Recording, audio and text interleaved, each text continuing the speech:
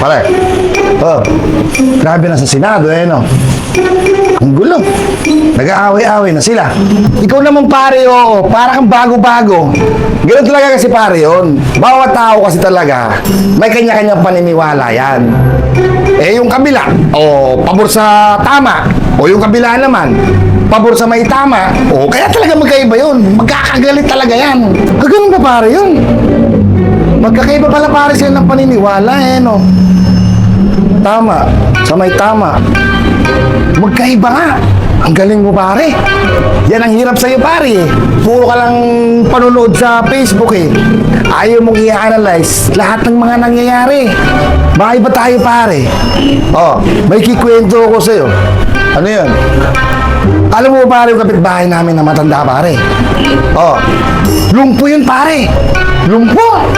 Bilib na bilib sa mga nangyayari sa gobyerno natin pare. Lumpo yun ha. Nanood lang pare ng balita yun. Napanood niya yata pare si President BBM.